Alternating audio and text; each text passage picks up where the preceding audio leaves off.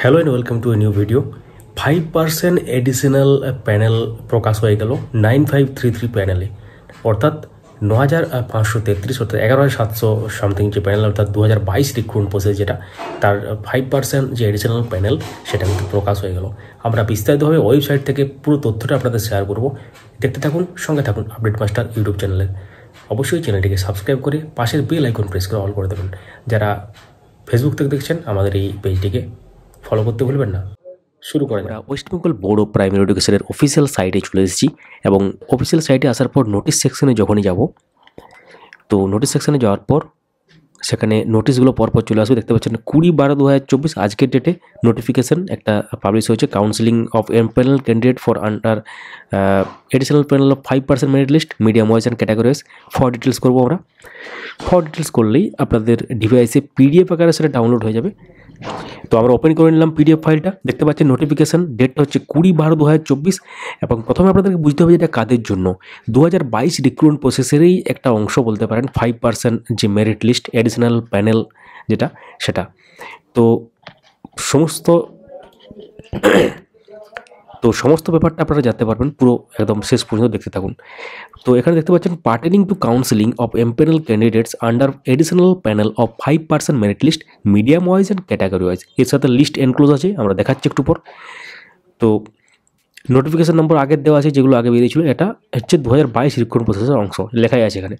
2 নম্বরে কি আছে, in continuation to our earlier notification যেটা দেওয়া হয়েছিল 31/1/2024, the West Bengal Board of Primary Education hereby notifies and inform all concerned that the counseling of candidate under the additional panel of 5% merit list published by notification number দেওয়া আছে এখানে will be held on, অর্থাৎ counselling হবে কাদের জন্য, 5% merit লিস্টে, যেটা লিস্টটা আছে একদম আপনারা দেখতে পাবেন নিচে দেওয়া আছে। আমরা যাচ্ছি সেটাতে একটু পরেই।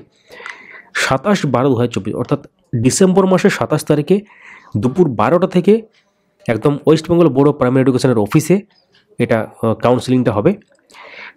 সেটার জন্য কিন্তু একটা নোটিফিকেশান, এবং কী কী জিনিস নিয়ে যেতে হবে বা কী কী ডকুমেন্ট নিয়ে যেতে হবে সেটা হচ্ছে admit card of TET, downloaded document of TET qualification, admit card of Madhyamik পরীক্ষা or certificate, marksheet and certificate of Madhyamik and equivalent examination, marksheet and certificate of higher secondary examination or equivalent, marksheet and certificate of 2-year DLED or D.Ed special education, marksheet and certificate of graduation যদি এখানে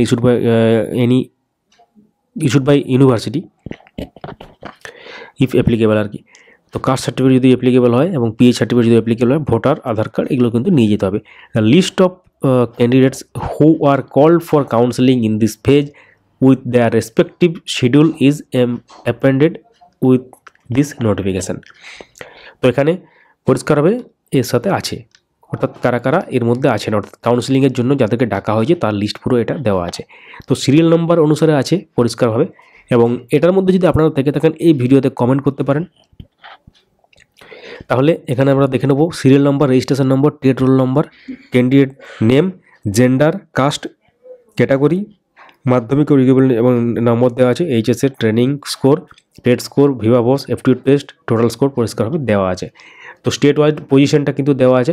পজিশনটা দেখতে পাচ্ছেন একদম ascending অর্ডারে আছে, একদম কম থেকে আস্তে আস্তে বাড়ছে, কারণ সেইভাবে কিন্তু করা হয়েছে এডিশনাল প্যানেলটা। অর্থাৎ এটা ওয়েটিং লিস্টেড ক্যান্ডিডেটও বলতে পারেন এক প্রকার, কারণ যেখানে ওটা শেষ হয়েছিল সেখান থেকে এটা শুরু হচ্ছে।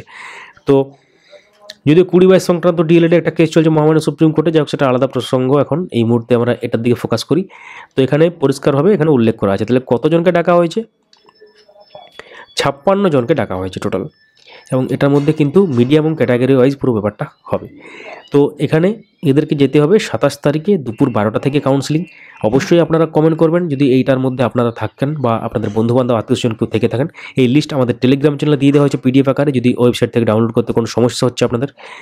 তো পুরো ব্যাপারটা আপনারা জানতে পারলেন কাদের জন্য ব্যাপার, কি ব্যাপার। তো এটার জন্য অনেক দিন ধরে ওয়েট করছিলেন আপনারা, বিভিন্ন ভিডিওতে আপনারা কমেন্টও করছিলেন যে 5% এডিশনাল প্যানেল কবে বেরোবে এটার জন্য। তো এছাড়াও আমরা বলে রাখি প্রাইমারি সংক্রান্ত আরও অনেক রকম মামলা হচ্ছে। এটা হচ্ছে এনআইওসরা মামলা করছে, ডুয়েল ডিগ্রিধারে মামলা করছে, এবং তাদের এভাবে নোটিফিকেশান বা হাইকোর্টের যে অর্ডার, সেই অর্ডারে কিন্তু তারা তারা যখন কেসটা জিতে যাচ্ছে তাদেরকে কিন্তু নির্দেশ দেওয়া হচ্ছে বোর্ডকে যে তাদের জন্য প্যানেলে জায়গা করতে বা তাদের চাকরি দেওয়ার জন্য। এরকম কিন্তু ভবিষ্যতে আরও অনেক কিছু হতে চলেছে, কারণ একটা অর্ডারকে দেখিয়ে কিন্তু আবার কিন্তু অন্য অর্ডার কিন্তু বের হচ্ছে, কারণ রেলিভেন্ট আকারে দেখানো হচ্ছে। কারণ একই সেম টাইপের যদি ব্যাপার হয় তাহলে সেটাকে কিন্তু মান্যতা অনেক সময় দেওয়া হয়। এবং তাছাড়াও আরেকটা খবর আমরা আপনাদের সাথে শেয়ার করব। আগামীকাল সম্ভবত ভিডিওটা আসবে, আজকে রেডি হয়ে গেছে কিন্তু শেয়ার কালকে করব, যেহেতু এই খবরটা এলো আগামীকাল ওটা শেয়ারটা করব। সেটা হচ্ছে 42,949 প্যানেল প্রকাশ মামলা, সেটা কিন্তু খারিজ, প্যানেল প্রকাশের যে মামলাটা সেটা কিন্তু খারিজ হয়ে গেছে অ্যাকচুয়ালি। অর্থাৎ সেটা কিন্তু সুপ্রিম কোর্ট, আচ্ছা মহামান্য সুপ্রিম কোর্টে গিয়েছিল ব্যাপারটা, তো সেখান থেকে খারিজ করে দেওয়া হয়েছে।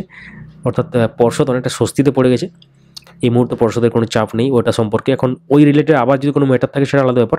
এবং তার সাথে টিট 2014 ওএমআর সংক্রান্ত মামলা সেটাও কিন্তু পেন্ডিং আছে, মানে সেটা কিন্তু আদালতে পেন্ডিং আছে অ্যাকচুয়ালি।